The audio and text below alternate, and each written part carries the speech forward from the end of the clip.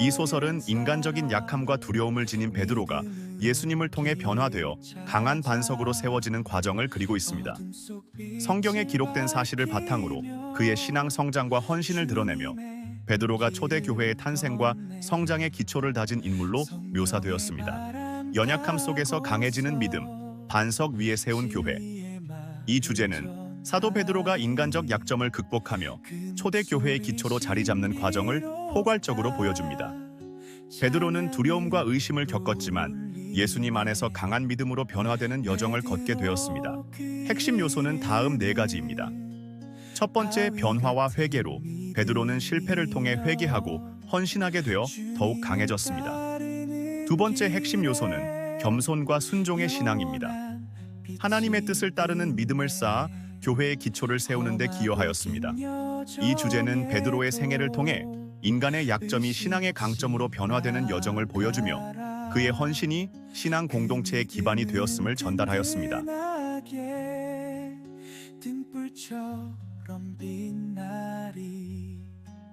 환란의 파도 속에서도 하늘의 은혜를 믿네. 진실한 제자의 길을 집념으로 걷네. 그 사랑을 품고서 세상을 갈릴리의 작은 마을 베드사다. 그곳은 험준한 산맥과 넓은 호수가 어우러진 평온한 어촌 마을이었다. 그곳에서 태어난 시몬은 어릴 적부터 이 땅과 호수의 냄새를 맡으며 자랐다. 그가 태어난 집은 특별하지 않았다. 나무와 흙으로 지어진 작은 오두막, 옹기종기 모인 가족들이 함께하는 공간. 그러나 이곳은 시몬에게 전부였다. 바람에 실려오는 갈릴리 호수의 차가운 공기는 시몬에게 삶의 일부였고 밤하늘의 별들은 그의 꿈을 품은 캔버스와도 같았다. 시몬의 부모는 평범한 어부였다. 그의 아버지는 거칠고 강인한 남자였지만 깊은 사랑을 가진 사람이었다. 어린 시절 시몬은 아버지의 손을 잡고 호수로 나가 어부로서의 첫 수업을 받았다. 그는 항상 아버지를 존경하며 어부의 길을 따르는 것을 자랑스럽게 여겼다. 그러나 그 어린 마음 속에는 호수 너머에 대한 막연한 궁금증이 있었다. 그때는 몰랐다. 그가 갈릴리 호수를 넘어 더 넓은 세상으로 나아가게 될 운명은 전혀 예측할 수 없는 방식으로 다가오고 있다는 것을. 시몬은 형제들과 함께 자랐다. 형제 중 특히 안드레아와의 유대감은 강렬했다. 그들은 항상 함께 다니며 호수에서 물고기를 잡았고 사춘기 시절에는 깊은 대화를 나누었다. 시몬은 겉으로는 단단하고 강한 인물로 보였지만 속으로는 쉽게 흔들리는 불안함을 가지고 있었다. 그는 종종 하나님에 대해 궁금해했지만 명확한 답을 얻지 못해 좌절하기도 했다. 시몬의 가문은 대대로 어부였다. 갈릴리 호수는 그들의 생계를 책임지는 삶의 근원이었고 물고기는 그들의 주된 수입원이었다. 갈릴리 호수는 당시 로마 제국치에서 중요한 무역 루트였으며 어부들은 힘든 노동을 통해 로마로 공급되는 물고기를 잡아야 했다. 시몬의 가문도 예외는 아니었다. 그들은 이방인인 로마인들의 지배 아래에서 착취당하며 살았고 이로 인해 가정 내에서는 항상 로마에 대한 원망이 존재했다. 어부의 삶은 쉽지 않았다. 때로는 몇 날 며칠을 호수에서 보내도 단 한 마리의 물고기도 잡히지 않을 때도 있었다. 그때마다 시몬은 좌절감을 느끼곤 했다. 하지만 아버지는 시몬에게 이렇게 말했다. 하나님이 물고기를 보내시는 날도 있고 그렇지 않은 날도 있단다. 우리의 몫은 그저 기다리고 신뢰하는 거야. 아버지의 말은 늘 진리처럼 들렸지만 시몬은 언제나 의문을 품었다. 하나님이 정말 그들의 고된 삶을 알고 계시는지에 대해. 로마 제국의 압박 속에서 어부들은 세금을 무겁게 짊어져야 했고 종종 그들의 수입 중 상당 부분을 빼앗기곤 했다. 하지만 시몬의 아버지는 항상 하나님을 믿었고 그 믿음은 시몬에게도 조금씩 스며들었다. 그는 어부로서의 삶이 무의미하다고 생각하지 않았다. 그것이 그가 배운 전부였고 그 안에서 자신의 길을 찾고자 했다. 시간이 흐르며 시몬은 점차 어부로서의 숙련도를 쌓았다. 그는 날마다 새벽부터 호수로 나가 물고기를 잡으며 하루를 시작했다. 갈릴리 호수는 그에게 고향이자 직장이었다. 물 위를 거닐며 그가 보는 것은 수면에 비친 자신의 모습뿐이었다. 물결에 흔들리는 자신의 얼굴은 마치 그의 삶처럼 흔들리고 있었다. 시몬은 호수에서의 시간을 사랑했다. 차가운 물결이 그의 배에 부딪힐 때마다 그는 살아있음을 느꼈다. 그러나 동시에 그는 종종 자신이 이곳에 갇혀 있다고 느끼기도 했다.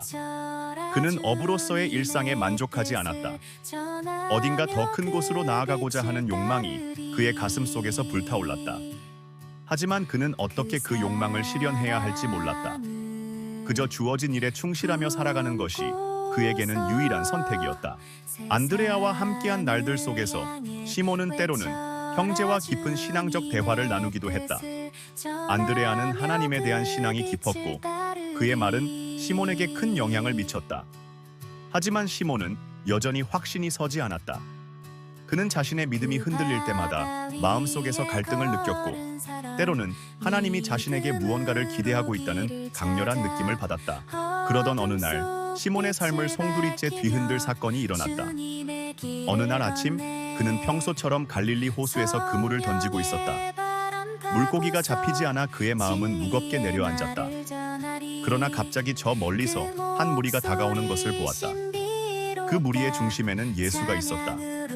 예수는 시몬에게 다가와 그물 던지는 법을 새롭게 알려주었다. 시몬은 그 말을 믿을 수 없었지만 예수의 말씀에 순종하여 그물을 던졌다. 그 결과는 기적적이었다. 그물은 수많은 물고기로 가득 차 올랐고 시몬의 마음속에 강렬한 불길이 피어올랐다. 그는 처음으로 자신의 평범한 일상이 전혀 평범하지 않게 느껴졌다. 예수와의 만남은 그의 인생을 완전히 바꿀 수 있는 출발점이 되었다. 예수는 시몬을 바라보며 말했다. 너는 이제 물고기를 잡는 어부가 아니라 사람을 낚는 어부가 될 것이다. 이 한마디는 시몬의 마음을 뒤흔들었다. 그의 머릿속에서 수많은 질문이 떠올랐지만 그 순간 그는 예수님의 말씀에 순종할 수밖에 없었다. 마치 그가 평생 기다려왔던 순간인 것처럼 시몬은 그물을 버리고 예수를 따르기로 결심했다. 그날 이후 시몬은 더 이상 어부 시몬이 아니었다. 그는 이제 예수님의 부름을 받은 제자, 새로운 이름 베드로로 살아가게 되었다. 그의 이름은 반석을 의미했으며 그가 앞으로 교회의 기초가 될 것이라는 상징적인 의미를 담고 있었다. 시몬, 그 이름은 그에게 평생 익숙한 것이었다. 어릴 때부터 부모님과 마을 사람들은 그를 시몬이라 불렀다. 이스라엘의 어느 집에서도 흔히 들을 수 있는 이름이었다. 시몬이라는 이름은 들으시는 자를 의미했다. 이는 그가 태어날 때 그의 부모가 하나님께서 그들의 기도를 들으셨다고 생각했기 때문이다. 그러나 시몬은 때때로 자신의 이름을 되새기며 고민했다. 정말 자신이 하나님의 음성을 듣고 있는 것인지 아니면 그저 바람 속에서 울려 퍼지는 헛된 소리들을 듣고 있는 것인지 알 수 없었다. 그러나 예수님을 만난 날 그 고민은 전혀 다른 방향으로 흘러갔다. 그분은 그에게 다가와 새로운 이름을 주셨다. 베드로, 반석이라는 이름이었다. 그 순간 시몬은 무언가 중대한 변화가 일어날 것임을 직감했다. 반석이라는 이름은 강하고 흔들리지 않는 기초를 의미했다. 그때까지 불안정하고 갈등하던 자신의 모습과는 전혀 상반된 의미였다. 예수님이 그를 베드로라 부르셨을 때 시몬의 마음에는 무언가 무거운 책임감이 밀려왔다. 내가 반석이 될 수 있을까? 그는 마음속에서 스스로를 의심했다. 자신은 종종 흔들리고 의심하고 두려움에 빠져드는 사람이었다. 하지만 예수님의 눈빛은 확신으로 가득 차 있었다. 마치 그가 아직 깨닫지 못한 무언가를 예수님은 이미 알고 있는 듯했다. 이 반석 위에 내가 내 교회를 세우리니. 예수님이 하신 말씀이 그의 마음에 깊이 새겨졌다. 그 순간 그는 자신의 삶이 예전과는 전혀 다른 방향으로 흐르게 될 것임을 깨달았다. 그러나 그는 여전히 두려웠다. 이 이름에 걸맞은 사람이 될 수 있을지 확신할 수 없었다. 시몬이 베드로라는 이름을 받은 이후 그는 그 이름의 무게를 느끼기 시작했다. 매일매일 갈릴리 호수에서 그물을 던지며 그는 예수님의 말씀을 떠올렸다. 사람을 낚는 어부가 된다는 말은 그에게 막연하게 들렸다. 어부로서 물고기를 잡는 것은 시몬에게 익숙한 일이었지만 사람을 낚는다는 것은 어떤 의미인지 쉽게 이해할 수 없었다. 그의 마음속에는 의문과 갈등이 점점 깊어져 갔다. 베드로는 어부로서의 삶을 사랑했지만 동시에 그 속에 있는 한계를 느끼기도 했다. 생계를 위해 매일 같은 일을 반복하는 것이 그를 지치게 만들었다. 그는 갈릴리의 작은 마을을 벗어나 본 적이 없었고 더 큰 세상을 향해 나아가고 싶은 마음이 있었다. 그러나 그 꿈은 현실적으로 멀게만 느껴졌다. 예수님을 따르는 것은 그가 상상할 수 없었던 더 큰 가능성을 열어주는 길이었다. 그러나 그 가능성에는 무거운 책임과 두려움이 함께했다. 그는 안드레아와 여러 번 이야기를 나눴다. 안드레아는 예수님을 따르는 것에 대해 더 열정적이었다. 안드레아는 하나님의 뜻을 따르는 것이 그들의 인생에서 가장 중요한 일이라고 믿었다. 하지만 베드로는 여전히 내면의 갈등을 해결하지 못한 상태였다. 만약 그가 예수님을 따르기로 결단한다면 그의 어부로서의 삶은 완전히 바뀔 것이었다. 하지만 그 변화가 두려웠다. 과연 자신이 그 책임을 감당할 수 있을지에 대한 의문이 그의 마음을 짓눌렀다. 어느 날 밤 그는 갈릴리 호숫가에 홀로 앉아 있었다. 호수에서 불어오는 바람은 차가웠고 그날따라 물결은 잔잔했다. 그는 자신의 마음속 깊은 갈등을 하나님께 내어놓았다. 정말 나를 반석으로 삼으려 하십니까? 내가 어떻게 그 일을 감당할 수 있겠습니까? 베드로는 고요한 호수 위로 멀리 흘러가는 물결을 바라보며 자신의 연약함을 깊이 느꼈다. 예수님과의 첫 만남 후 얼마 지나지 않아 베드로는 갈릴리 호수에서 새로운 경험을 하게 되었다. 그날도 역시 물고기를 잡지 못하고 허탈감에 빠져 있던 때였다. 밤새 그물질을 했지만 아무것도 얻지 못한 날이었다. 피로에 지친 그는 그저 그물을 정리하고 집으로 돌아가려던 참이었다. 그러나 예수님이 다가오셨다. 그리고 말씀하셨다. 깊은 데로 가서 그물을 내려라. 베드로는 그 말씀이 의아하게 들렸다. 물고기를 잡기에는 적절한 시간이 아니었고 그물도 이미 수없이 던졌지만 헛수고였다. 하지만 예수님의 말씀에는 묘한 권위가 있었다. 베드로는 그 순간 의심을 뒤로하고 다시 한번 그물을 던지기로 결심했다. 그물은 기적적으로 수많은 물고기로 가득 찼다. 그 순간 베드로는 자신의 두 눈으로 믿을 수 없는 일이 일어났다는 것을 깨달았다. 그는 물고기를 보며 무릎을 꿇었다. 그의 내면에 있던 모든 갈등과 의심은 한순간에 사라졌다. 예수님이 단순한 사람이 아니라는 것을 그 순간에 확신할 수 있었다. 베드로는 그분의 권능과 은혜를 체험한 것이다. 주여, 나를 떠나소서. 나는 죄인이로소이다. 베드로는 자신의 연약함과 죄악을 깊이 자각하며 고백했다. 예수님 앞에서 그는 자신의 부족함을 숨길 수 없었다.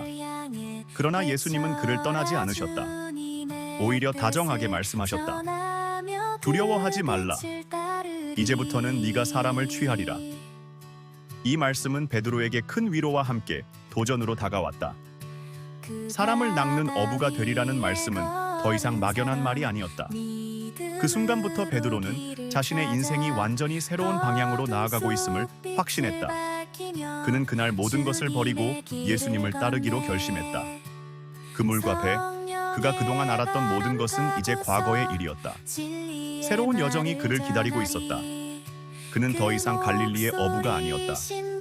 그는 이제 예수님의 제자로서 부르심을 받은 사람이었다. 안드레아는 베드로와 함께 예수님을 따르기로 했다. 두 형제는 같은 갈등을 느꼈지만 그 결단의 순간에는 서로에게 큰 위로가 되었다. 예수님을 따르는 길은 예측할 수 없고 앞으로 어떤 일이 기다리고 있을지 알 수 없는 여정이었다. 그러나 그들은 함께였고 그 사실만으로도 큰 용기를 얻었다. 그들이 처음으로 예수님과 함께 떠난 여정은 단순한 여행이 아니었다. 그것은 그들의 내면이 완전히 변화하는 시간이기도 했다. 예수님의 가르침을 들을 때마다 베드로는 자신의 마음속 깊은 곳에 새로운 빛이 비춰지는 것을 느꼈다. 예수님의 말씀은 단순한 교훈이 아니라 그의 삶을 완전히 뒤바꾸는 힘을 가지고 있었다. 예수님은 그들에게 세상을 바라보는 새로운 눈을 열어주셨다. 사람들의 아픔과 고통을 외면하지 말고 그들을 위해 살라는 가르침은 그들이 익숙하게 살아온 어부의 세계와는 전혀 달랐다. 베드로는 예수님의 곁에서 갈등하고 성장하면서 점차 자신의 사명이 무엇인지 깨달아갔다. 형제들과 함께 예수님을 따르는 것은 그에게 새로운 힘과 희망을 주었다. 그는 이제 더 이상 물고기를 잡는 어부가 아니라 사람의 영혼을 구원하는 사명을 가진 예수님의 제자가 되었다. 그의 이름은 이제 단순한 시몬이 아닌 반석이라는 이름을 가진 베드로였다. 어느 날 밤, 갈릴리 호수는 평소와는 달랐다. 거센 바람이 호수 위를 휘몰아치고 파도는 점점 거칠어졌다. 베드로와 제자들은 배를 타고 호수를 건너던 중이었다. 배는 물결에 밀려 흔들리며 심하게 요동쳤고 그들의 마음속에는 불안감이 피어오르기 시작했다. 그날 예수님은 그들과 함께 있지 않았다. 예수님은 그들을 배에 태워 보내고 홀로 산에 올라가 기도하러 가셨다. 제자들은 예수님 없이 풍랑을 맞닥뜨리자 두려움에 사로잡혔다. 어두운 밤 폭풍이 몰아치는 가운데 그들은 살아남기 위해 몸부림쳤다. 그러던 순간 갑자기 누군가가 물 위를 걸어오는 것을 보았다. 그들은 처음에는 그것이 유령이라 생각하고 공포에 질렸다. 바람이 거세게 불고 파도가 높이 솟아오를 때 그들은 알 수 없는 존재를 보며 두려움에 떨었다. 그러나 그 존재는 바로 예수님이었다. 안심하라. 난이 두려워하지 말라. 예수님의 목소리는 파도와 바람을 뚫고 그들의 귀에 닿았다. 베드로는 예수님을 보고 마음속에 용기가 솟아올랐다. 그는 예수님께 외쳤다. 주여, 만일 주시거든 나를 명하사 물 위로 오라 하소서. 그의 마음속에는 신뢰와 두려움이 뒤섞인 감정이 솟구쳤다. 예수님은 간단하게 대답하셨다. 오라. 베드로는 그 한마디에 순종하며 배에서 발을 내디뎠다. 그 순간 믿음의 힘으로 그는 물 위를 걸을 수 있었다. 그는 눈앞의 기적을 믿을 수 없었다. 물 위를 걷는다는 것은 그가 한 번도 경험하지 못한 초자연적인 일이었다. 그동안 예수님을 따르며 수많은 기적을 보았지만 자신이 직접 그런 기적에 참여하게 될 줄은 상상도 하지 못했다. 그는 예수님을 향해 걸어가며 그 짧은 순간 동안 세상이 멈춘 듯한 평화를 느꼈다. 그러나 곧 그는 바람과 파도를 의식하기 시작했다. 자신의 두 발이 여전히 물 위에 떠 있다는 사실이 실감나기 시작하면서 두려움이 그를 엄습했다. 그는 발밑에 물결이 출렁거리는 것을 보자 그의 믿음이 흔들리기 시작했다. 그 순간 그는 물속으로 빠져들기 시작했다. 그의 심장은 두려움으로 뛰었고 그는 외쳤다. 주여, 나를 구원하소서. 예수님은 즉시 손을 내밀어 그를 붙잡으셨다. 믿음이 적은 자여, 왜 의심하였느냐? 예수님의 그 말씀은 베드로의 마음 깊은 곳을 찔렀다. 물 위를 걷던 그 순간 그는 잠시나마 완전한 믿음을 가졌지만 그 믿음은 두려움 앞에서 무너지고 말았다.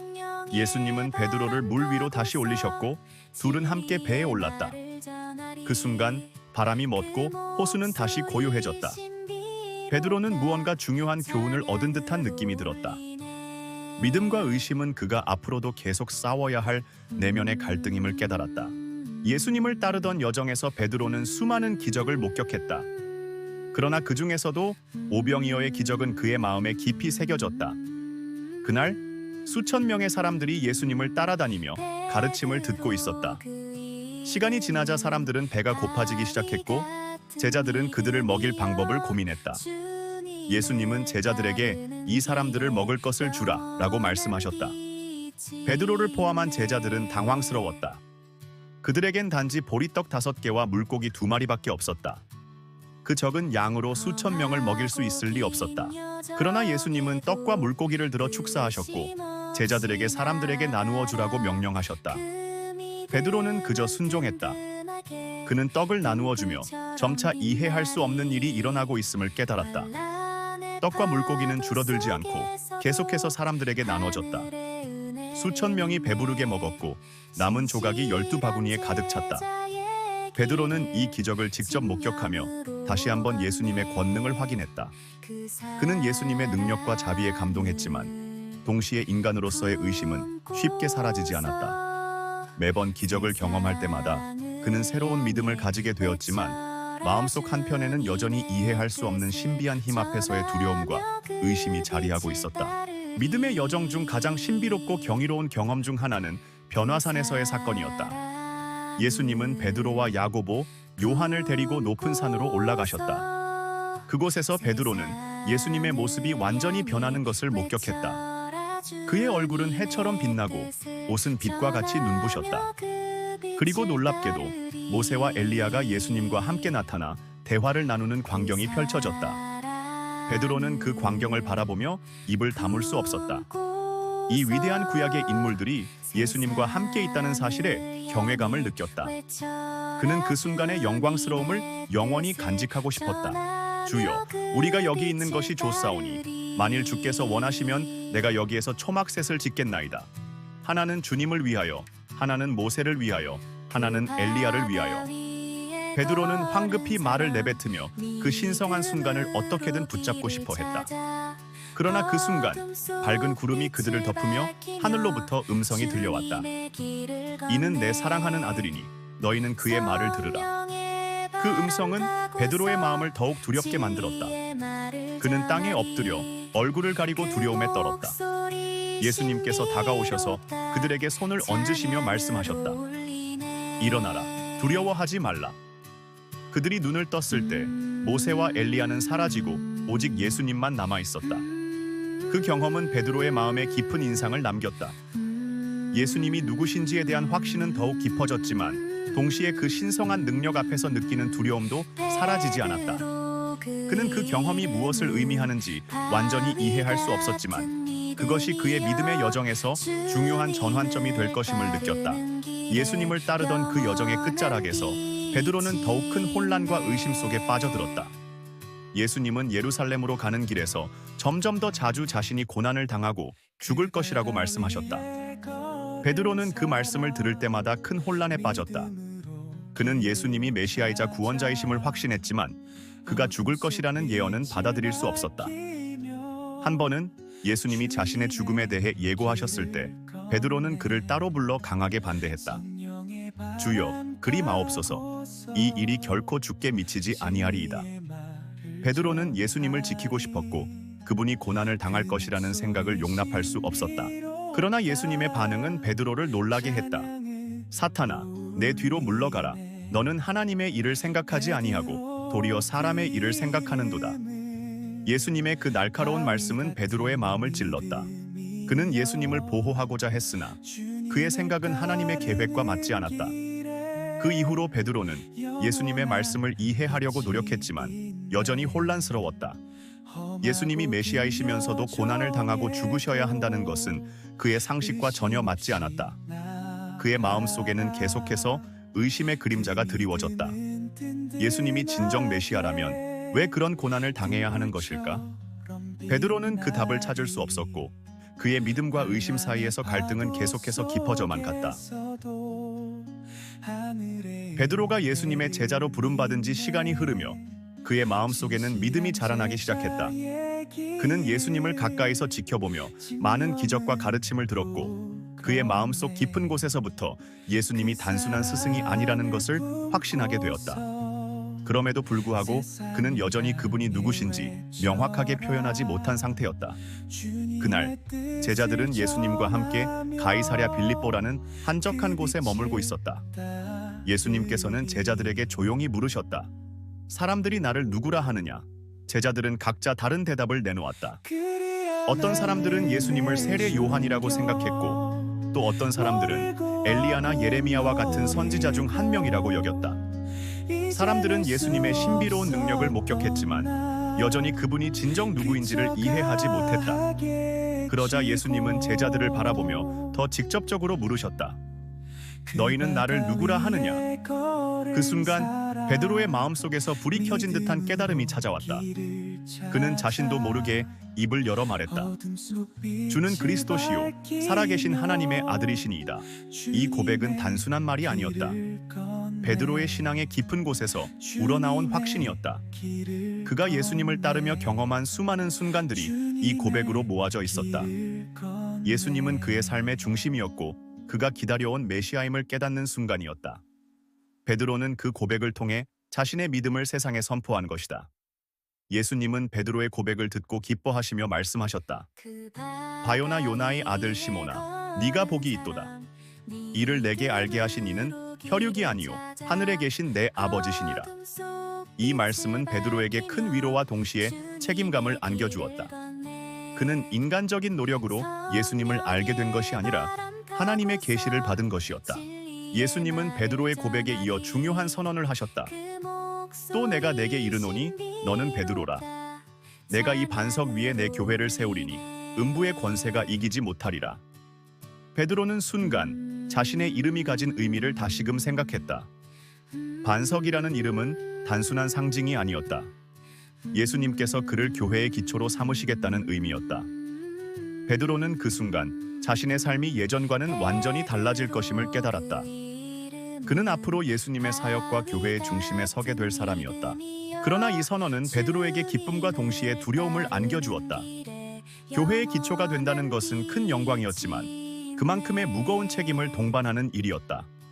예수님께서 세우실 교회는 단순한 건물이 아니라 영적인 공동체였다. 베드로는 그 공동체의 기둥이 될 것이었다.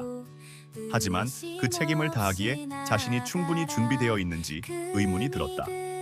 그는 예수님을 사랑하고 따르기로 결심했지만 인간적인 약함과 흔들리는 믿음이 그를 괴롭혔다. 그는 자신이 그 반석으로 불릴 자격이 있는지 스스로 묻곤 했다. 그럼에도 예수님의 말씀은 그의 마음을 다시 일으켜 세웠다. 베드로는 자신의 약점에도 불구하고 하나님의 계획 속에서 중요한 역할을 맡게 될 것이라는 확신을 가지게 되었다. 그는 앞으로의 여정에서 예수님을 위해 자신의 모든 것을 바치겠다고 결심했다. 베드로의 마음속에서 예수님에 대한 사랑은 갈수록 깊어졌다. 그는 예수님이 이스라엘의 메시아이시며 그분을 통해 하나님의 나라가 임할 것이라는 믿음을 굳게 가지고 있었다. 그러나 어느 날 예수님은 그 믿음에 혼란을 일으키는 말씀을 하셨다. 예수님은 자신이 예루살렘에서 많은 고난을 받고 죽임을 당할 것이라고 말씀하셨다.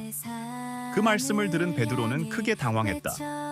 메시아가 고난을 받고 죽을 것이라는 것은 그가 상상할 수 없었던 일이었다. 베드로는 즉시 예수님을 붙들고 말했다. 주여, 그리 마옵소서. 이 일이 결코 주께 미치지 아니하리이다.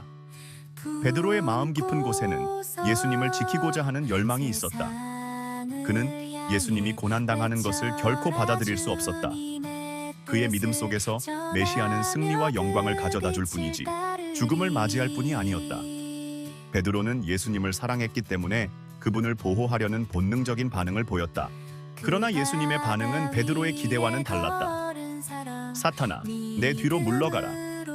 너는 하나님의 일을 생각하지 아니하고 사람의 일을 생각하는도다. 예수님의 날카로운 말씀은 베드로의 마음을 찔렀다. 그는 자신이 잘못된 생각을 하고 있었음을 깨달았다. 예수님을 향한 사랑은 순수했지만 하나님의 계획을 이해하지 못한 채 인간적인 감정으로만 반응한 것이었다. 이 대화는 베드로에게 큰 충격을 주었다. 그는 예수님을 지키려는 마음이 오히려 예수님의 사명을 방해할 뻔했다는 것을 깨달았다. 예수님의 길은 그가 상상한 것과는 달랐다. 메시아로서의 길은 고난과 죽음을 통과해야 하는 길이었다. 그 사실을 받아들이기까지 베드로는 많은 내적 갈등을 겪었다. 예수님의 사역이 끝을 향해 가면서 베드로는 점점 더 예수님과의 마지막 순간들을 소중히 여기게 되었다. 특히 마지막 만찬은 그의 마음에 깊이 새겨졌다. 그날 밤 제자들은 예루살렘에서 예수님과 함께 유월절 만찬을 나누었다. 분위기는 평소와는 달리 무겁고 엄숙했다. 만찬 중에 예수님은 제자들에게 충격적인 말씀을 하셨다. 너희 중 하나가 나를 팔리라. 그 말은 방 안의 긴장감을 불러일으켰다. 제자들은 서로를 의심하며 혼란에 빠졌다. 베드로도 그 중 한 명이었다. 그는 스스로에게 물었다. 정말 우리 중 누군가가 예수님을 배신할 것인가? 그 생각은 도저히 받아들일 수 없는 것이었다. 베드로는 요한에게 예수님께 그 배신자가 누구인지 물어보라고 하였다. 요한은 예수님께 가까이 다가가 그 질문을 던졌고 예수님은 그 배신자가 곧 그들에게 나타날 것이라고 말씀하셨다. 그때까지도 베드로는 그 배신자가 자신일 것이라고는 상상하지 못했다. 하지만 예수님은 베드로에게도 경고하셨다. 오늘 밤 닭 울기 전에 네가 3번 나를 부인하리라. 이 말씀을 듣고 베드로는 경악했다. 그는 절대 예수님을 부인할 수 없다고 생각했다. 그는 예수님을 위해 목숨까지도 바칠 준비가 되어 있다고 굳게 믿었다. 주여, 내가 주와 함께 감옥에도 죽는 데에도 가기를 각오하였나이다. 베드로는 결연한 마음으로 그렇게 말했지만 그의 내면 깊은 곳에는 불안함이 스며들기 시작했다. 그가 예수님을 끝까지 지킬 수 있을지에 대한 의문이 그를 괴롭혔다. 마지막 만찬의 밤은 베드로의 마음속에 깊은 흔적을 남겼다. 그는 예수님을 향한 사랑과 헌신을 다짐했지만 예수님의 경고는 그의 의지를 흔들어 놓았다. 그는 예수님을 배신하지 않을 것이라는 자신감 속에서도 한편으로는 자신의 연약함을 자각하게 되는 순간을 맞이하고 있었다. 어두운 밤 예루살렘의 골목길에는 긴장감이 감돌았다. 겟세마네 동산에서 예수님이 기도하시던 중 제자들은 나무 그늘 아래에서 몸을 웅크리고 있었다. 베드로는 그날따라 마음이 불안했다. 예수님께서 여러 번 자신의 죽음에 대해 말씀하셨지만 베드로는 그것이 곧 현실로 다가오고 있다는 것을 여전히 이해하지 못하고 있었다. 갑자기 멀리서 횃불이 어둠 속을 가르며 움직이는 것이 보였다. 로마 군사들과 성전 경비병들이 예수님을 체포하기 위해 다가오고 있었다. 그들은 대제사장들과 장로들이 보낸 자들이었다. 베드로는 심장이 뛰기 시작했고 그의 내면을 가득 채운 것은 두려움과 혼란이었다. 그동안 예수님과 함께하며 수많은 기적과 가르침을 받았던 순간들이 머릿속을 스쳐 지나갔다. 하지만 이 순간 그가 할 수 있는 일은 아무것도 없었다. 예수님이 군사들 앞에 섰을 때 베드로는 본능적으로 그의 칼을 뽑았다. 그는 예수님을 지키겠다는 결심 하나로 무장한 상태였다. 주여, 내가 주를 위해 싸우겠습니다. 그는 급히 외치며 한 병사의 귀를 쳤다. 그러나 예수님은 그를 멈추셨다. 칼을 집어넣어라. 칼을 쓰는 자는 칼로 망하리라. 베드로는 그 말에 크게 당황했다. 예수님께서 스스로를 지키지 않으신다는 사실은 베드로에게 큰 충격이었다. 예수님은 체포되었고 그를 붙잡은 병사들의 손에 넘겨졌다. 그 순간 베드로의 마음속에 두려움이 밀려왔다. 자신이 예수님을 보호할 수 없다는 무력감과 더불어 그 상황이 더욱 악화될 것이라는 불길한 예감이 그를 휘감았다. 예수님이 체포된 후 베드로는 멀찍이 떨어져 예수님을 따라갔다. 그는 무리 속에 섞여 예수님이 대제사장 가야바의 집으로 끌려가는 것을 보았다. 마음속의 맹세한 결심은 그 자리에서 흔들리고 있었다. 예수님을 위해 목숨까지 바치겠다고 장담했지만 두려움은 그의 신념을 서서히 갉아먹고 있었다. 대제사장의 집 마당에는 불이 피워져 있었고 사람들은 그 주위를 둘러싸고 앉아 있었다. 베드로도 그들 사이에 앉아 몸을 녹이며 상황을 지켜보았다. 그는 예수님을 가까이서 보려 했지만 동시에 들키지 않으려 조심스러웠다. 그의 마음속에서는 계속해서 두려움과 혼란이 격렬히 싸우고 있었다. 그때 한 하녀가 베드로를 유심히 쳐다보더니 말했다. 당신도 저 나사렛 사람 예수와 함께 있었던 자가 아니오? 베드로는 갑작스러운 질문에 당황했다. 모든 시선이 자신에게 쏠린 듯한 느낌이었다. 그는 즉시 고개를 저으며 대답했다. 나는 그 사람을 알지 못하오. 그 순간 베드로의 마음속에 불안감이 더 깊어졌다. 그는 자신도 모르게 첫 번째 부인을 하고 말았다. 그러나 그곳에 있던 사람들은 계속해서 베드로를 주목했다. 또 다른 사람이 그를 알아보고 말했다. 당신도 그와 함께 있던 사람이다. 이번에도 베드로는 그들을 부정하며 말했다. 나는 그를 모른다. 두 번째 부인이 그의 입에서 자연스럽게 나왔다. 시간이 흘렀다. 베드로는 점점 더 깊은 두려움 속으로 빠져들었다. 그의 입에서 나오는 말은 자신이 예수님을 부인하고 있다는 것을 더욱 확실하게 만들어갔다. 마지막으로 또 다른 사람이 그를 보며 말했다. 당신도 예수의 제자 중 하나임이 틀림없소. 당신의 말투가 당신을 증명하오. 이번에는 베드로가 더 크게 부정하며 말했다. 나는 그 사람을 결코 알지 못하오. 그 순간 멀리서 닭이 울었다. 베드로는 그 소리를 듣는 순간 예수님의 경고가 생각났다. 오늘 밤 닭 울기 전에 네가 3번 나를 부인하리라. 베드로의 가슴속은 절망감으로 가득 찼다. 그는 스스로를 배신한 것 같은 깊은 죄책감에 휩싸였다. 자신이 한 행동을 믿을 수 없었다. 예수님을 지키겠다고 굳게 다짐했지만 결국 그는 자신의 두려움 앞에 무릎 꿇고 말았다. 예수님이 십자가에 달려 돌아가신 후 베드로는 더 큰 고통과 절망에 빠져들었다. 자신이 예수님을 부인한 그 순간이 계속해서 그의 마음을 짓눌렀다. 베드로는 예수님을 위해 아무것도 하지 못한 자신을 원망했고 그의 죽음을 지켜본 것은 더욱 견딜 수 없는 슬픔을 안겨주었다. 그는 제자들과 함께 예루살렘에 숨어 지내며 무엇을 해야 할지 몰랐다. 그때 기적이 일어났다. 예수님이 부활하셨다는 소식이 전해졌다.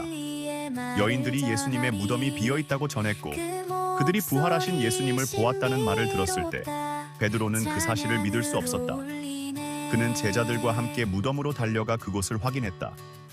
그곳에는 아무도 없었다. 예수님은 살아계셨다. 그러나 부활의 기쁨에도 불구하고 베드로의 마음속에는 여전히 해결되지 않은 갈등이 남아있었다. 자신이 예수님을 3번이나 부인했다는 죄책감이 그를 괴롭혔다. 부활하신 예수님을 마주할 용기가 없었다. 예수님은 부활 후 갈릴리에서 제자들과 다시 만났다. 그들은 다시 업으로 돌아가 물고기를 잡고 있었다. 그러나 밤새 그물을 던졌지만 물고기는 한 마리도 잡히지 않았다. 그때 한 사람이 그들에게 말을 걸어왔다. 배 오른편에 그물을 던져라. 그들이 그 말을 듣고 그대로 했을 때 그물은 수많은 물고기로 가득 찼다. 그 순간 베드로는 그 사람이 예수님임을 깨달았다. 그는 주저하지 않고 물속으로 뛰어들어 예수님께로 헤엄쳐 갔다. 그 순간 그의 마음은 복잡한 감정으로 가득 찼다. 예수님을 향한 사랑과 경외심, 그리고 자신의 실수에 대한 깊은 회한이 섞여 있었다. 예수님과의 재회 후 베드로는 예수님과 단둘이 있는 순간을 맞았다. 그는 여전히 자신이 예수님을 3번 부인한 사실을 잊지 못했다. 그러나 예수님은 그를 용서하고 회복시키기 위해 그와 대화를 시작하셨다. 예수님은 베드로에게 물으셨다. 요한의 아들 시몬아, 네가 이 사람들보다 나를 더 사랑하느냐? 베드로는 예수님을 향한 사랑을 굳게 믿고 있었기에 대답했다. 주여, 그러하나이다. 내가 주를 사랑하는 줄을 주께서 아시나이다. 그러자 예수님은 그에게 말씀하셨다. 내 어린 양을 먹이라. 잠시 후 예수님은 다시 물으셨다. 요한의 아들 시몬아, 네가 나를 사랑하느냐? 베드로는 다시 대답했다. 주여, 그러하나이다. 내가 주를 사랑하는 줄을 주께서 아시나이다. 예수님은 그에게 다시 말씀하셨다. 내 양을 치라. 예수님은 3번째로 같은 질문을 하셨다. 요한의 아들 시몬아, 네가 나를 사랑하느냐? 그때 베드로는 깊은 감정을 느끼며 대답했다. 주여, 모든 것을 아시오매. 내가 주를 사랑하는 줄을 주께서 아시나이다. 예수님은 마지막으로 말씀하셨다. 내 양을 먹이라. 이 3번의 질문은 베드로가 예수님을 3번 부인했던 순간들을 떠올리게 했다. 그러나 이 대화를 통해 예수님은 베드로를 다시 회복시키셨다. 그는 베드로에게 다시 한번 기회를 주셨고 그에게 중요한 사명을 맡기셨다. 예수님은 베드로에게 교회의 기둥으로서의 역할을 맡기셨고 사람들을 돌보고 이끌라는 사명을 주셨다. 베드로는 이 순간 예수님께서 자신을 용서하셨다는 사실을 깊이 깨달았다. 그는 다시 한번 자신의 사명을 되새기며 예수님을 위해 살아갈 결심을 굳혔다. 그의 과거의 실수는 더 이상 그를 짓누르는 족쇄가 아니었다. 오히려 그것은 그의 믿음을 더욱 굳건하게 만드는 경험이 되었고 그는 앞으로의 길을 예수님의 뜻대로 걸어가기로 결단했다.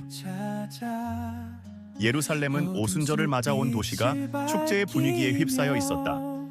유대 각지에서 온 순례자들이 성전으로 몰려들었고 사람들은 구약에서 명령된 이 날을 기념하기 위해 모여들었다. 그러나 그날은 평범한 오순절이 아니었다. 하나님께서 약속하신 새로운 역사가 펼쳐지기 위해 준비된 순간이었다. 베드로는 제자들과 함께한 다락방에 모여 있었다. 그들은 예수님의 마지막 말씀을 기억하며 성령을 기다리고 있었다. 예수님께서는 승천하시기 전 그들에게 약속하셨다. 너희는 성령이 임하시면 권능을 받고 예루살렘과 온 유대와 사마리아와 땅끝까지 이르러 내 증인이 되리라. 제자들은 기대와 함께 긴장감 속에서 성령의 임재를 기다리고 있었다. 베드로는 그 순간을 기다리며 마음속 깊은 곳에서 큰 감정을 느꼈다. 예수님을 부인했던 과거의 상처는 아직도 남아 있었지만 부활하신 예수님과의 재회에서 그는 용서받았고 이제 새로운 사명을 감당할 준비가 되어 있었다. 그러던 중 갑자기 하늘로부터 강력한 바람 같은 소리가 다락방을 가득 채웠다. 그들은 놀란 눈으로 주위를 둘러보았다. 그리고 마침내 성령이 불이 혀같이 그들 위에 임했다. 베드로와 제자들은 하나님의 영광이 그들 안에 가득 차오르는 것을 느꼈다. 그들의 입술은 각 나라의 언어로 열렸고 그들은 성령의 능력으로 그 언어들로 말하기 시작했다. 이 기적적인 현상은 즉시 예루살렘 거리에 있던 사람들에게도 알려졌다. 수많은 유대인들이 그곳으로 몰려들어 제자들이 자신들의 모국어로 하나님을 찬양하는 모습을 보았다. 모두가 놀라움을 금치 못했다. 그들은 갈릴리 출신의 이 사람들이 어떻게 다양한 나라의 언어로 말할 수 있는지 이해할 수 없었다. 그러나 일부 사람들은 이를 믿지 않고 비웃으며 말했다. 저들이 새 술에 취하였다. 베드로는 그들의 말을 듣고 더 이상 주저하지 않고 앞으로 나아갔다. 그의 마음속에 성령의 충만한 힘이 그를 이끌고 있었다. 그는 더 이상 과거의 베드로가 아니었다. 그가 받은 사명은 이제 시작되었다. 베드로는 제자들과 함께 성령의 능력 안에서 담대하게 서 있었다. 사람들의 시선이 그에게 쏠렸다. 그는 예수님을 부인했던 그 순간과는 전혀 다른 사람이 되어 있었다. 그의 마음은 성령으로 가득 찼고 두려움 없이 하나님의 말씀을 전하기로 결심했다. 그는 그 자리에 모인 사람들에게 외쳤다. 유대인들아, 예루살렘에 사는 모든 사람들아, 이 일을 너희가 알라. 내 말에 귀를 기울이라. 지금 이 사람들은 취한 것이 아니니 이는 곧 선지자 요엘이 예언한 바가 이루어진 것이니라. 베드로는 구약의 예언을 인용하며 이 날이 바로 하나님께서 약속하신 성령의 강림의 날임을 설명했다. 그는 예수님이 어떻게 십자가에서 죽으시고 부활하셨으며 이 모든 일이 하나님의 계획 안에서 이루어진 것임을 선포했다. 이 예수를 너희가 십자가에 못 박아 죽였으나 하나님께서 그를 사망의 고통에서 풀어 살리셨으니 이는 그가 죽음에 매여 있을 수 없었습니다. 베드로의 말은 강력했다. 그는 이전에 두려움 많은 제자가 아니었다. 성령의 능력은 그의 입술을 통해 놀라운 담대함과 지혜로 선포되었다. 그의 설교는 듣는 이들의 마음을 흔들었다. 그들은 자신들이 죄를 지었다는 사실을 깨닫고 깊은 회개의 마음으로 가득 차게 되었다. 사람들 중 한 명이 베드로에게 물었다. 형제들아, 우리가 어찌할꼬? 베드로는 대답했다. 회개하여 각각 예수 그리스도의 이름으로 세례를 받고 죄 사함을 받으라. 그리하면 너희가 성령을 선물로 받으리니. 그날 베드로의 설교를 통해 약 3,000명의 사람들이 회심했다. 그들은 즉시 세례를 받았고 예수 그리스도의 제자가 되기로 결심했다. 베드로는 이 첫 설교를 통해 새로운 시대를 열었다. 교회가 태동한 그 순간 그는 교회의 지도자로서 그 자리에서 첫걸음을 내디뎠다. 베드로는 이제 명실상부한 예루살렘 교회의 중심 지도자가 되었다. 성령의 강림 이후 교회는 급속도로 성장했고 예루살렘 전역에 복음이 퍼져나가기 시작했다. 제자들은 매일같이 성전에 모여 하나님을 찬양하고 성경을 가르쳤다. 새로 회심한 이들도 그들과 함께했다. 그들은 서로의 필요를 채워주고 가진 재산을 나누며 공동체로서의 삶을 살아갔다. 베드로는 그 중심에서 사람들을 이끌었다. 그의 말과 행동은 이제 많은 이들의 귀감이 되었고 그는 영적인 지도자로서 사람들에게 존경을 받았다. 하지만 그가 느끼는 책임감은 날로 커져갔다. 그는 자신이 예수님으로부터 받은 사명을 생각하며 날마다 기도와 말씀 속에서 하나님과의 관계를 더욱 깊게 다졌다. 예루살렘에서의 사역은 순탄치만은 않았다. 종교 지도자들은 베드로와 제자들의 활동을 눈여겨보고 있었다. 그들은 예수님의 이름이 전파되는 것을 막으려 했고 교회의 성장이 두려웠다. 하지만 베드로는 그들의 위협에 굴하지 않았다. 그는 이미 부활하신 예수님을 만났고 성령의 능력 안에서 살고 있었기 때문에 어떠한 두려움도 그의 발목을 잡을 수 없었다. 한 번은 베드로와 요한이 성전에서 기도하던 중 날 때부터 걷지 못한 한 사람을 만났다. 그는 성전 문 앞에서 구걸하며 하루하루를 살아가던 사람이었다. 베드로는 그를 바라보며 말했다. 은과 금은 나에게 없거니와 나에게 있는 것으로 내게 주노니 나사렛 예수 그리스도의 이름으로 일어나 걸으라. 그 말이 떨어지자마자 그 사람은 벌떡 일어나 걷기 시작했고 성전 안으로 들어가 뛰며 하나님을 찬양했다. 그 장면을 본 사람들은 큰 충격을 받았고 베드로와 요한을 둘러싸고 그들에게 무슨 일이 일어났는지 물었다. 베드로는 다시 한번 예수 그리스도의 이름을 증거했다. 이 기적을 통해 수많은 사람들이 다시 복음을 들을 수 있었다. 그러나 이러한 기적과 성령의 역사는 베드로와 사도들에게 더 큰 위험을 불러일으켰다. 종교 지도자들은 그들을 체포하여 공회에 세웠다. 그들은 베드로와 요한에게 예수님의 이름으로 더 이상 가르치지 말라고 명령했다. 그들은 베드로의 담대함에 당황했다. 한때 예수님을 부인했던 그가 이제는 공회 앞에서 당당하게 그분의 이름을 증거하고 있었기 때문이다. 베드로는 그들에게 담대하게 대답했다. 사람보다 하나님께 순종하는 것이 마땅하니라. 너희가 십자가에 못 박은 예수를 하나님이 다시 살리셨고 그분을 이스라엘에게 구주와 구속자로 삼으셨느니라. 그의 말은 종교 지도자들에게 충격을 주었고 그들은 분노했지만 그를 즉시 처형하지는 못했다. 핍박은 시간이 흐르며 더욱 거세졌다. 교회의 성장은 위협으로 다가왔고 지도자들은 이를 억압하려 했다. 스데반은 돌에 맞아 순교하는 첫 순교자가 되었다. 그의 죽음은 초기 교회에 큰 충격을 주었지만 그들의 믿음은 더욱 강해졌다. 베드로와 다른 사도들은 예루살렘을 떠나지 않았고 그들은 끊임없이 복음을 전했다. 베드로 역시 그들의 위협에서 자유롭지 않았다. 그의 목숨도 언제나 위협받고 있었다.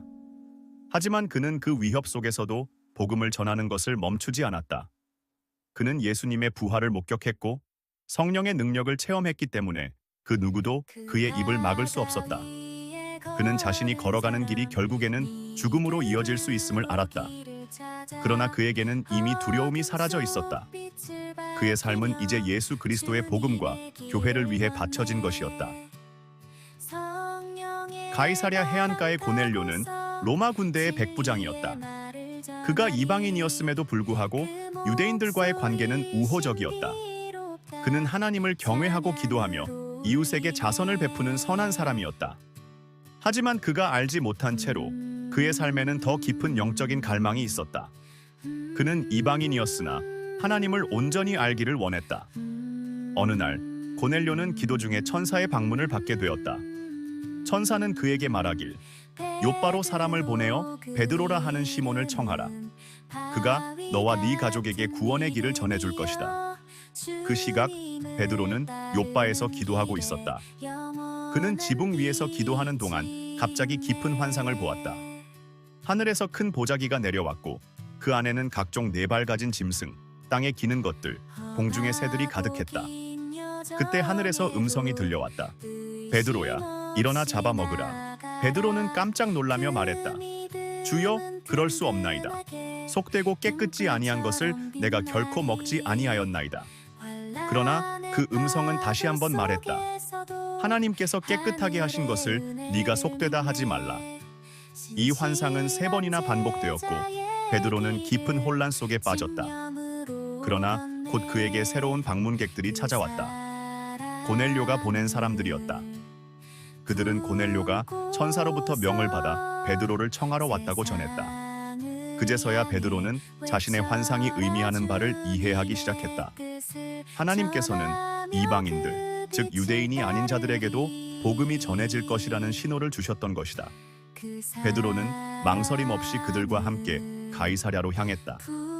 그가 고넬료의 집에 도착했을 때 고넬료는 온 가족과 함께 기다리고 있었다. 베드로는 그 집에 들어가며 자신의 유대적 배경을 생각했다. 유대인이 이방인의 집에 들어가는 것은 법적으로나 관습적으로 금기였다. 그러나 하나님께서 주신 계시를 따르기로 결심한 베드로는 모든 장애를 넘어섰다. 그곳에서 베드로는 이방인들에게 복음을 전했다. 그는 예수님의 죽음과 부활, 그로 인한 죄 사함과 영원한 생명의 약속을 선포했다. 그리고 이방인들도 하나님 앞에 구원받을 수 있음을 분명히 말했다. 베드로가 말씀을 전하는 도중 성령께서 그 자리에 임재하셨다. 이방인들도 유대인들처럼 방언을 말하며 성령의 능력을 체험했다. 그 순간 베드로는 복음이 더 이상 유대인들만의 것이 아님을 깨달았다. 그는 성령께서 하신 일을 보고 말했다. 이들이 성령을 받은 것을 보니 누가 물로 세례 주는 것을 금하리요. 그날 고넬료와 그의 가족은 모두 세례를 받고 하나님의 백성이 되었다. 이 사건은 초대교회에 큰 전환점을 가져다 주었으며 복음이 이방인에게도 열리게 되는 결정적인 계기가 되었다. 고넬료의 집에서 일어난 사건 이후 베드로는 이방인들에게 복음을 전하는 것에 대한 새로운 확신을 갖게 되었다. 그러나 예루살렘으로 돌아왔을 때 그는 즉시 유대인 그리스도인들로부터 비난을 받았다. 그들은 베드로가 이방인의 집에 들어가 교제를 나누고 그들에게 세례를 준 것에 대해 강하게 반대했다. 네가 할례 받지 아니한 자들과 교제하고 그들과 식사까지 하였느냐. 그들의 비난은 날카로웠고 유대인들 사이에서 이방인들과의 관계는 여전히 민감한 문제였다. 그들은 하나님께서 유대인들을 선택하셨고 그들만이 하나님의 특별한 백성이라는 생각을 오랫동안 가지고 있었다. 이방인들이 그들과 동등한 하나님의 백성이 될 수 있다는 생각은 충격적이었다. 베드로는 그들에게 자신의 경험을 차분히 설명했다. 하나님께서 나에게 주신 환상을 통해 이방인도 깨끗하다고 하셨습니다. 내가 그들을 속되다고 말할 수 없었습니다. 그리고 성령께서 그들에게도 임하셨습니다. 하나님께서 그들에게도 구원을 허락하신 것입니다. 베드로의 설명을 들은 유대인들은 깊이 고민하게 되었다. 그들은 하나님의 계획이 자신들이 상상한 것보다 더 크고 넓다는 것을 서서히 깨달아갔다. 그러나 이방인과 유대인 사이의 긴장감은 쉽게 사라지지 않았다. 할례를 받은 유대인 그리스도인들은 여전히 이방인들이 할례와 율법을 지켜야만 구원을 받을 수 있다고 주장했다. 이 문제는 교회 안에서 큰 논란을 불러일으켰다. 이방인과 유대인 사이의 갈등은 안디옥에서도 더욱 심화되었다. 안디옥은 유대인과 이방인 그리스도인들이 함께 예배를 드리며 하나의 공동체를 이루고 있던 중요한 도시였다. 그러나 유대인 그리스도인 중 일부는 이방인들이 할례를 받지 않는 것에 대해 여전히 불만을 가지고 있었다. 그곳에서 베드로는 바울과 다시 만나게 되었다. 바울은 이방인들에게 복음을 전하는 데 큰 열정을 가진 사도였으며 그의 사역은 이미 이방인들 사이에서 큰 영향을 미치고 있었다. 그러나 안디옥에서 베드로는 유대인들로부터 오는 압력 때문에 다시 혼란에 빠지기 시작했다. 그는 처음에는 이방인 그리스도인들과 자유롭게 교제했지만 예루살렘에서 온 유대인 그리스도인들이 그를 지켜보는 것을 느끼며 이방인들과 거리를 두기 시작했다. 바울은 이 장면을 보고 분노했다. 그는 베드로가 사람들의 눈치를 보며 진리를 타협하고 있다고 생각했다. 바울은 베드로에게 직접적으로 대면하여 그를 책망했다. 당신은 유대인으로서 이방인처럼 살고 있으면서 어찌하여 이방인들에게 유대인의 방식대로 살 것을 강요합니까? 바울의 이 직언은 베드로에게 큰 충격을 주었다. 그는 바울의 말이 옳다는 것을 깨달았다. 자신이 이방인들에게 복음을 전하는 사명을 받았음에도 불구하고 그는 여전히 인간적인 두려움과 압력에 휘둘리고 있었다. 바울과의 이 논쟁은 베드로에게 또 다른 중요한 교훈을 주었다. 복음은 어떠한 차별도 문화적 장벽도 초월하는 하나님의 사랑이었다. 그는 이 사건을 통해 자신이 이방인들을 위한 사명에 온전히 헌신해야 한다는 것을 다시 한번 마음 깊이 새기게 되었다. 베드로와 바울의 논쟁 이후 교회는 이방인들과 유대인들 사이의 갈등을 해결하기 위해 예루살렘에서 큰 회의를 열었다. 이 회의에서 사도들과 장로들은 이방인들에게 율법을 강요하지 않는 것이 하나님의 뜻임을 확인했다. 그들은 이방인들도 하나님의 은혜로 구원을 받을 수 있다는 사실을 공식적으로 인정하게 되었다. 이 결정은 초대 교회에 있어 큰 전환점이 되었다. 복음은 이제 이방인들에게도 자유롭게 전파될 수 있게 되었고, 교회는 유대인들만이 아닌 모든 민족과 인종을 아우르는 공동체로서 확장되었다. 베드로는 이 과정을 통해 교회의 중심 인물로서 중요한 역할을 감당했다. 베드로는 이제 이방인의 사도로서의 사명을 더 확고하게 받아들였다. 그는 예루살렘에 머물며 교회를 이끌었고 이방인들이 복음을 받아들이는 일에 적극적으로 동참했다. 그의 사역은 단지 예루살렘에 국한되지 않고 더 넓은 세계로 확장되어 갔다. 그는 이방인들이 하나님 앞에서 동일한 자녀임을 확신하며 그들을 품었다.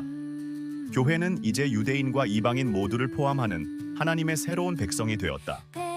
예수님께서 말씀하신 땅 끝까지 이르러 복음을 전하라는 사명이 실현되는 순간이었다. 베드로는 자신이 받은 사명을 가슴 깊이 새기며 새로운 시대의 문을 여는 데 기여했다. 교회가 성장함에 따라 유대인들과 이방인들 사이의 갈등이 더욱 뚜렷해졌다.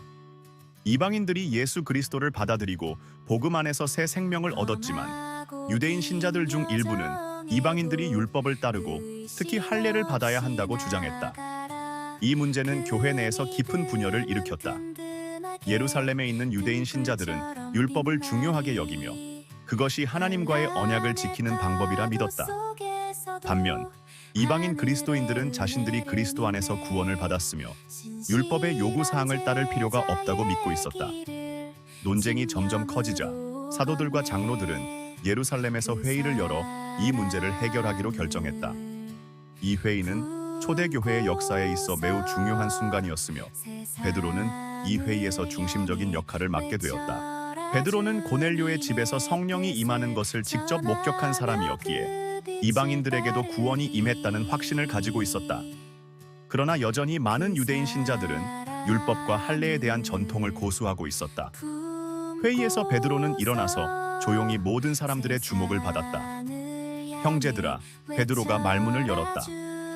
여러분이 아는 바와 같이 하나님께서 오래전에 이방인들 중에서도 복음을 듣게 하셨고 그들도 우리와 같이 구원을 받았습니다. 하나님은 그들의 마음을 아시고 우리에게 주신 성령을 그들에게도 주셨습니다. 우리는 할례를 받았지만 그들도 할례 없이 성령을 받았음을 제가 증거할 수 있습니다. 베드로의 말은 모든 사람들에게 큰 충격을 주었다. 그는 그 순간을 회상하며 성령의 임재가 유대인과 이방인 사이에 차별을 두지 않는다는 사실을 강조했다. 그러므로 하나님께서 그들에게도 구원의 문을 여셨으니 우리가 어찌하여 하나님께서 깨끗하게 하신 것을 속되다 할 수 있겠습니까? 그의 말은 회의 참석자들의 마음에 깊은 울림을 주었다. 그는 이방인들에게도 복음이 전파되었음을 인정하며 율법과 할례를 그들에게 강요하는 것이 하나님의 계획과 맞지 않다는 점을 분명히 했다. 예루살렘 회의는 초대교회의 방향을 결정하는 중요한 계기가 되었지만 교회가 직면한 도전은 여전히 많았다. 그리스도의 복음은 유대인뿐 아니라 모든 민족에게 전파되었고 수많은 이방인들이 복음을 받아들이며 교회는 급속도로 성장하고 있었다. 그러나 이방인들과 유대인들 사이의 문화적 차이와 종교적 갈등은 계속해서 교회 안에서 긴장감을 불러일으켰다. 초대 교회는 빠르게 확장했지만 그 확장은 혼란과 어려움을 동반했다. 이방인들이 대거 교회에 들어오면서 교회는 새로운 문제들에 직면했다. 유대인 신자들은 여전히 율법과 전통을 따르고 있었고 이방인들은 그와는 다른 문화적 배경을 가지고 있었다. 식사 규칙, 예배 방식, 그리고 도덕적 규율에 이르기까지 많은 것들이 충돌했다. 베드로는 이러한 갈등 속에서 지도자로서의 역할을 감당해야 했다. 그는 예수님으로부터 받은 사명과 성령의 임재를 경험했지만 여전히 인간적인 약점과 도전에 직면했다. 교회의 지도자로서 그는 자신의 신념과 교회의 화합 사이에서 균형을 잡아야 했다. 예루살렘에 있는 유대인 신자들, 그리고 이방인들이 모인 지역 교회들과의 협력이 절실했다. 베드로는 성령의 도우심을 의지하며 교회의 일치와 성장을 위해 힘썼다. 그는 교회가 하나님의 사랑 안에서 모든 차별과 분열을 넘어설 수 있음을 확신했다. 그의 마음속에는 예수님께서 하신 마지막 명령이 생생하게 남아 있었다. 너희는 땅끝까지 이르러 내 증인이 되리라. 이 명령은 단지 유대인을 위한 것이 아니라 온 세상을 향한 것이었다. 베드로는 단순히 혼자서 이 모든 문제를 해결할 수 없다는 것을 잘 알고 있었다. 그는 사도들과 장로들, 그리고 바울과 같은 다른 사역자들과의 협력을 중요하게 생각했다. 바울은 이방인들 사이에서 활발하게 사역하며 그들에게 구원이 임했음을 증거하고 있었다. 바울과 베드로는 종종 의견의 충돌을 겪기도 했지만 그들은 모두 그리스도의 복음이 전파되기를 원한다는 공통된 목적을 가지고 있었다. 예루살렘 회의 이후 베드로는 바울과 협력하여 이방인 교회가 율법의 짐을 지지 않고도 복음을 받아들일 수 있음을 지지했다. 그는 바울의 이방인 사역을 인정하며 그가 하나님의 계획 안에서 중요한 역할을 하고 있음을 깨달았다. 두 사람은 서로 다른 배경과 사역 방법을 가지고 있었지만 하나님께서는 그들의 다양한 역할을 통해 복음이 온 세상에 전파되도록 하셨다. 또한 베드로는 야고보와도 긴밀한 관계를 유지했다. 야고보는 예루살렘 교회의 중요한 지도자로서 유대인 신자들을 위한 역할을 감당하고 있었다. 베드로는 야고보와의 협력을 통해 유대인 신자들과 이방인 신자들 사이의 간극을 좁히려고 노력했다. 그는 자신이 이방인을 위한 사도로 부름받았음을 인식하면서도 유대인 형제들 사이에서의 화해와 이해가 필수적이라는 점을 알고 있었다. 베드로는 그리스도의 사랑 안에서 교회의 화합을 이루기 위해 자신의 지도력을 발휘했다. 그는 단순히 명령을 내리는 지도자가 아니라 다른 사도들과 함께 교회를 섬기는 협력자로서의 역할을 다했다. 그의 지도력은 교회의 중심을 잡아주는 반석과 같았으며 그는 그 반석 위에서 교회가 성장할 수 있도록 길을 열었다. 예루살렘 회의를 통해 이방인들과의 갈등이 일단락된 이후 베드로는 다시 사역을 확장하기 시작했다. 그는 예루살렘에만 머무르지 않고 여러 지역을 순회하며 복음을 전했다. 이방인들을 위한 사역에 더 큰 비전을 가지게 된 그는 유대인들뿐 아니라 이방인들 사이에서도 복음을 전하며 그들이 그리스도 안에서 하나님의 백성이 될 수 있음을 증거했다. 베드로는 곳곳을 다니며 교회를 세우고 그곳의 신자들에게 교훈을 전했다. 특히 이방인 지역에서는 복음을 받아들이는 사람들의 수가 폭발적으로 증가하고 있었다. 베드로는 이방인들이 복음을 받아들이는 것을 보며 기쁨과 놀라움을 느꼈다. 그는 예수님의 마지막 명령이 이루어지고 있음을 깊이 실감했다. 땅끝까지 이르러 내 증인이 되리라. 는 말씀은 이제 현실이 되고 있었다. 베드로의 순회 사역은 그가 개인적으로 체험한 성령의 능력과 깊은 신앙을 바탕으로 이루어졌다. 그는 고넬료의 집에서 경험한 성령의 강림을 계속해서 기억하며 이방인들에게도 동일하게 구원이 임할 것이라는 믿음을 가지고 사역을 이어갔다. 그러나 사역의 확장과 함께 위험도 따랐다. 로마 제국 내에서 기독교는 점점 더 많은 주목을 받게 되었고, 특히 황제 숭배를 강요하던 로마 사회에서 기독교인들의 존재는 도전을 의미했다. 베드로는 그럼에도 불구하고 복음을 전하는 일을 멈추지 않았다. 그는 자신의 목숨이 위태로워질 수 있음을 알고 있었지만 이미 자신의 삶을 예수 그리스도께 바쳤기에 두려움 없이 나아갔다. 베드로의 순회 여행은 단순한 복음 전파 이상의 의미를 가졌다. 그는 그리스도의 사랑과 복음의 능력이 모든 민족과 언어를 초월한다는 것을 몸소 증명하고 있었다. 그가 만난 사람들 중에는 유대인도, 이방인도, 부자도, 가난한 자도 있었다. 그러나 그들에게 전해진 복음은 모두를 하나로 묶는 힘이 있었다. 서기 64년, 로마는 황제 네로의 통치 아래 있었다. 그의 통치는 초기에는 평온해 보였지만 그 속에 감춰진 혼란과 폭정은 시간이 지날수록 드러나기 시작했다. 네로는 사치와 쾌락에 탐닉했으며 권력을 유지하기 위해 정치적인 음모와 잔인함을 서슴지 않았다. 그해 여름, 로마는 엄청난 화재에 휩싸였고 도시의 대부분이 불길 속에 사라졌다. 이 화재는 로마 시민들에게 깊은 충격을 주었고 분노와 두려움이 곳곳에서 일어났다. 사람들은 황제 네로가 이 화재의 배후에 있다는 소문을 퍼뜨리기 시작했다. 네로는 자신의 권력의 위협을 느끼며 이 책임을 회피하기 위해 희생양을 찾았다. 그는 기독교인들을 범인으로 지목했고 로마 제국 전역에서 그들을 핍박하기 시작했다.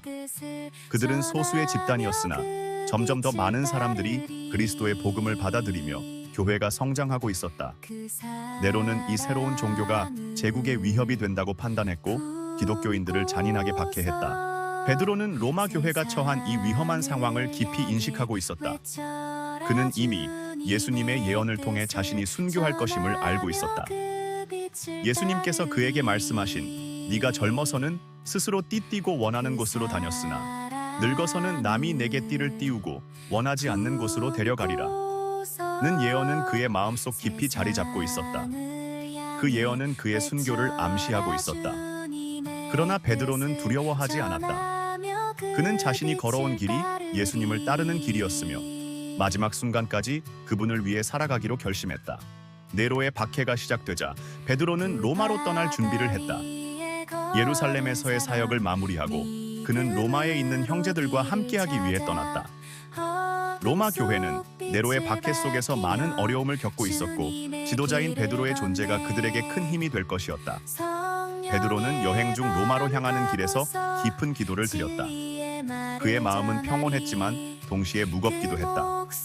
그는 자신이 이 여정이 마지막이 될 것임을 알았기 때문이다. 그러나 그는 예수님의 제자로서 자신의 마지막 사명을 완수하겠다는 결심으로 가득 차 있었다. 그는 길을 걸으며 예수님의 말씀을 떠올렸다.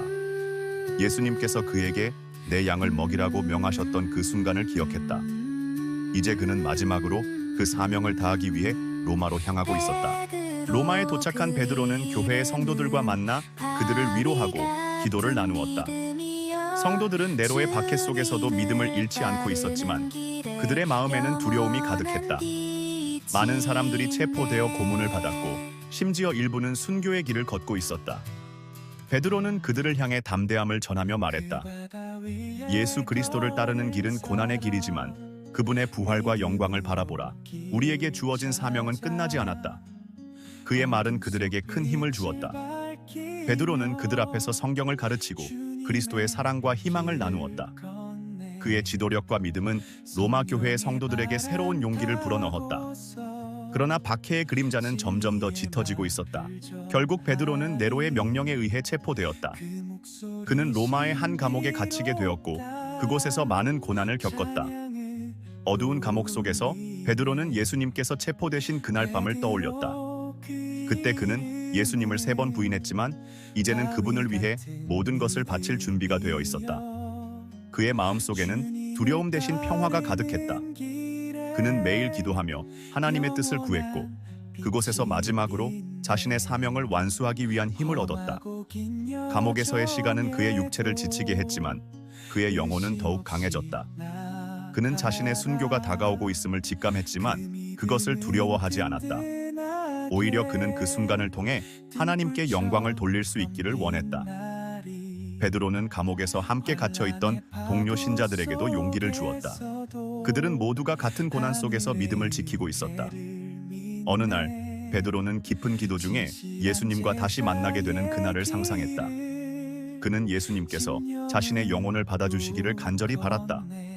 그리고 그가 감옥에 있을 때마다 그 순간은 점점 더 가까워지고 있음을 느꼈다. 베드로의 순교의 날이 다가왔다. 로마 병사들은 그를 감옥에서 끌어내어 그를 십자가에 못 박으려 했다. 그는 예수님께서 십자가에서 죽으신 그 고통스러운 순간을 떠올렸다. 그러나 베드로는 자신이 예수님과 같은 방식으로 죽는 것을 감히 감당할 수 없다고 느꼈다.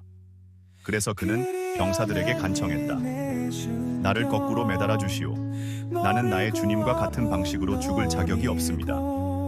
병사들은 그의 요청을 받아들였고 베드로는 거꾸로 십자가에 매달리게 되었다. 그 순간 그는 육체적인 고통을 느꼈지만 그의 영혼은 자유로웠다. 그는 마지막 순간까지 예수님의 이름을 부르며 자신이 주님께로 돌아가고 있음을 깨달았다. 십자가 위에서 베드로는 자신의 마지막 숨을 거두었다. 그의 죽음은 로마 교회와 모든 그리스도인들에게 큰 충격을 주었지만 동시에 그의 삶은 믿음의 본보기가 되었다. 그는 예수님께서 주신 사명을 다하고 반석 위에 교회를 세운 사람이었다. 그의 죽음은 단지 끝이 아니라 새로운 시작이었다. 그가 남긴 믿음과 사명은 교회 안에 깊이 뿌리 내렸고 그의 순교는 수많은 이들에게 영감과 용기를 주었다. 베드로는 그의 생애를 통해 그리스도의 반석이 되었고 그의 순교는 교회를 더욱 강하게 세우는 힘이 되었다. 그의 여정은 끝이 났지만 그가 남긴 믿음의 유산은 영원히 교회 안에서 살아 숨쉬고 있었다. 베드로가 순교한 후 로마의 거리는 여전히 어둠 속에 잠겨 있었다. 네로 황제의 박해는 기독교인들에게 큰 고통을 남겼고 교회는 숨죽이며 신앙을 지켜나갔다. 그러나 베드로의 순교는 로마 교회와 전 세계에 큰 울림을 주었다. 그의 죽음은 단순한 끝이 아니라 교회를 굳건히 세운 반석 위에서 새로운 시작을 알리는 신호였다. 베드로가 남긴 유산은 그가 살아있는 동안 전했던 복음뿐만 아니라 그의 삶 자체였다. 그는 어부로 시작해 예수님을 만나 사도로 부름을 받고 수많은 어려움과 두려움을 이겨내며 복음의 전파에 자신의 목숨을 바쳤다. 그의 사역은 초대교회에 깊이 뿌리내렸고 수많은 성도들이 그의 가르침을 따르며 신앙을 유지했다. 베드로는 항상 교회의 기초가 되어 있었다. 그가 받은 이름, 반석은 단지 상징적인 것이 아니었다. 그는 교회의 기초로서 그리스도의 복음을 전하고 사람들을 영적으로 이끌어가는 역할을 충실히 수행했다. 그가 남긴 설교와 가르침, 그리고 그의 리더십은 교회가 어려운 시기 속에서도 무너지지 않고 견뎌낼 수 있는 힘이 되었다. 그의 유산은 단지 로마 교회에만 국한된 것이 아니었다. 베드로가 시작한 복음 전파는 이방인들에게까지 확장되었고 초대교회는 유대인과 이방인들이 함께 모여 예배드리며 하나가 되는 공동체로 성장했다. 베드로의 사역은 그의 죽음 이후에도 계속 이어졌고 교회는 그가 세운 기초 위에서 계속해서 성장해 나갔다. 초대교회의 형성에 있어 베드로와 바울의 역할은 결정적이었다. 이 두 인물은 서로 다른 배경과 성향을 가졌지만 그리스도의 복음을 전하는 데 있어서는 한 마음이 되었다. 베드로는 유대인 출신의 사도로서 예루살렘 교회를 이끌었고 이방인들에게도 복음을 전했다. 반면 바울은 이방인 사도로서 더 넓은 지역으로 복음을 전하며 새로운 교회를 세우는 데 주력했다. 베드로와 바울의 사역은 서로 다른 지역에서 이루어졌지만 둘의 영향력은 서로 교차하며 교회의 형성에 중요한 역할을 했다. 베드로는 예수님과 함께했던 경험과 성령의 능력으로 예루살렘 교회를 굳건히 세웠고 바울은 이방 세계에 복음을 전하며 교회의 지경을 넓혔다. 두 사도는 신학적 논쟁을 겪기도 했지만 결국 하나의 목표를 향해 나아갔다. 그 목표는 그리스도의 복음을 온 세상에 전하는 것이었다. 베드로는 바울과의 논쟁에서 교회의 통합을 위해 희생과 양보를 선택했다. 그는 이방인들에게 율법을 강요하지 않는 것을 지지하며 복음이 모든 사람에게 열려 있다는 사실을 인정했다. 이 과정에서 베드로의 지도력은 더욱 빛났다. 그는 자신의 입장에서만 고집하지 않고 하나님의 뜻에 순종하는 겸손한 지도자로서 교회의 일치를 이루기 위해 노력했다. 초대교회는 베드로와 바울의 사역을 통해 유대인과 이방인, 남성과 여성, 부자와 가난한 자 할 것 없이 모두를 하나로 묶는 공동체로 성장했다. 이들은 서로 다른 문화와 배경을 가졌지만 그리스도 안에서 하나가 되는 새로운 길을 걸어갔다. 베드로와 바울이 남긴 사역의 흔적은 교회의 기반을 다지는 중요한 기초가 되었다. 베드로는 그리스도께서 친히 선택하신 반석이었다. 예수님께서 이 반석 위에 내 교회를 세우리니 라고 말씀하셨을 때 그 말씀은 단지 베드로 한 사람을 의미하는 것이 아니었다. 그 말씀은 그가 대표하는 믿음의 고백과 복음의 기초를 상징했다. 베드로는 자신의 인간적인 연약함에도 불구하고 그리스도의 신실한 사도로서 교회의 기초가 되었다. 그의 연약함은 오히려 그를 더 강하게 만들었다. 베드로는 예수님을 3번 부인한 죄책감 속에서 살아갔지만 그 실패는 그를 더욱 겸손하고 충성스럽게 만들었다. 그가 겪은 실패와 회복의 과정은 교회의 지도자들에게 중요한 교훈을 남겼다. 교회는 완벽한 사람들로 이루어진 공동체가 아니라 하나님의 은혜로 회복되고 구원받은 사람들로 이루어진 공동체였다. 베드로는 자신의 사명을 깨달은 후 더 이상 두려움에 사로잡히지 않았다. 그는 예수님께서 주신 사명을 충실히 이행하며 자신의 목숨을 바쳐 교회를 세워나갔다. 그의 삶과 죽음은 교회의 기초가 되었고 그가 남긴 믿음의 고백은 후대에까지 이어졌다. 베드로는 단지 초대교회의 지도자였을 뿐만 아니라 모든 세대의 그리스도인들에게 영감을 주는 신앙의 본보기가 되었다. 베드로의 이름은 그의 역할을 상징하는 이름이었다. 그는 교회를 위해 세워진 반석으로서 그리스도의 복음을 전하는 데 있어 흔들리지 않는 신앙의 기초를 제공했다. 그는 자신의 사역을 통해 복음이 온 세상에 전파될 수 있는 토대를 마련했으며 그의 믿음은 교회의 기둥이 되었다. 베드로의 이야기는 그의 죽음 이후에도 교회 내에서 널리 퍼져나갔다. 그의 삶과 죽음, 그리고 그가 남긴 신앙의 고백은 후대에 전해져 수많은 그리스도인들에게 영감을 주었다. 그의 순교는 단지 교회의 성장에 기여한 사건이 아니라 신앙의 본질을 보여주는 중요한 증거가 되었다. 후대의 교회는 베드로의 가르침을 통해 복음의 본질을 유지하며 성장해 나갔다. 그의 신앙 이야기는 각 지역 교회에서 예배와 교육의 중요한 부분으로 자리 잡았고 신앙인들은 그의 믿음과 헌신을 본받으며 신앙을 지켰다. 베드로가 남긴 서신들은 초대교회의 성도들에게 큰 위로와 가르침을 주었고 그의 삶은 모든 신앙인들에게 도전과 영감을 주는 모델이 되었다. 베드로의 이야기는 교회의 기초가 무엇인지를 상기시켜 주었다. 그 기초는 사람이 아니라 예수 그리스도에 대한 믿음이었다. 베드로는 그 믿음의 기초 위에 세워진 교회의 한 부분으로서 자신의 사명을 완수했다. 그의 이야기 속에서 우리는 신앙의 길이 단지 성공적인 여정이 아니라 때로는 실패와 좌절을 통해 완성된다는 것을 보게 된다. 그 실패 속에서도 하나님은 여전히 자신의 일을 이루시며 우리의 약함을 통해 강함을 나타내신다. 베드로가 남긴 신앙의 이야기는 그가 경험한 고난과 승리를 담고 있다. 그의 이야기는 교회가 계속해서 복음의 기초 위에 서 있음을 상기시켜 주었고 후대의 그리스도인들은 그를 통해 신앙의 본질을 배우며 성장해 나갔다. 베드로는 단지 초대교회의 지도자였을 뿐만 아니라 모든 세대에 걸쳐 신앙의 본보기가 되었으며 그가 남긴 믿음의 이야기는 오늘날까지도 교회 안에서 살아 숨쉬고 있다.